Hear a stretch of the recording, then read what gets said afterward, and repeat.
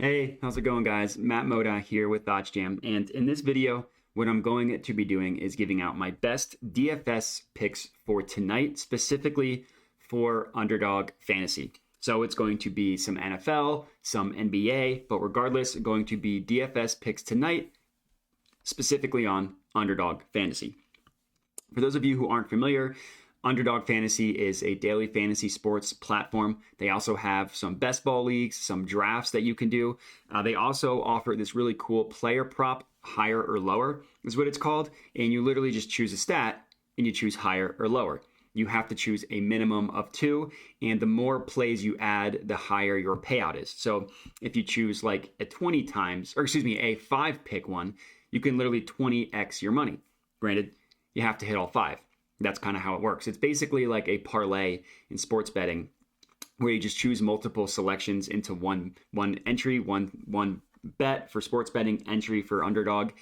And if they all hit, then your payout's going to be insane. But if one of them loses, then your entire selection, your entire entry or your bet loses as well. So for this one, like I mentioned, using Underdog. And the cool thing about this is you can use OddsJam to find some pretty awesome plays to add for your daily fantasy. So you literally just need to filter specifically. I filtered for Underdog. We also have Prize Picks and Thrive, some other daily fantasy sports ones as well. Decided to go with Underdog today. And another cool thing is OddsJam. The way it works is for each individual leg of a Prize Picks selection or entry, Underdog, Prize Picks too. They each have their own implied odds for an individual leg. So if you're doing a 5-leg one on Underdog, the implied odds of that are about minus 122 per leg. So if you're able to determine a situation where the true line of a player prop is more favorable than minus 122, more likely to occur than the implied odds of minus 122, that would be a good entry to add. And that's literally what OddsJam does for you. You can literally filter on their positive EV page, and it provides opportunities where you're getting a player prop with better odds, better implied odds than the no vig line, than the minus 122 is how it works on Underdog. So the first play, we're backing Jokic to hit a 3-pointer, to have 1 3-pointer over 0.5. The no vig odds that OddsJam calculates prices this at about minus 127, and the implied odds of an Underdog Prize Pick selection is minus 122, making this a positive expected value player prop selection to add to your Underdog Fantasy lineup. So here's one, Nikola Jokic over 0.5 made threes, so makes it 3. And the way it works, like the no vig odds that I've talked about, so sports betting, not including daily fantasy, but just with sports betting, the way it works is sportsbooks price up odds.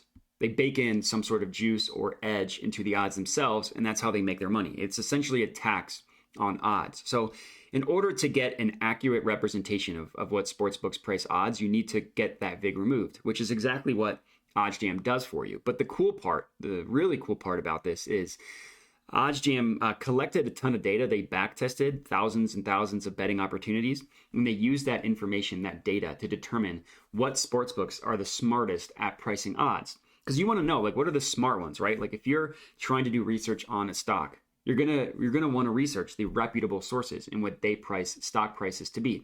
It's the same thing with sports betting. If there's differences in odds, just by that fact alone, one of them has to be right, one of them has to be wrong.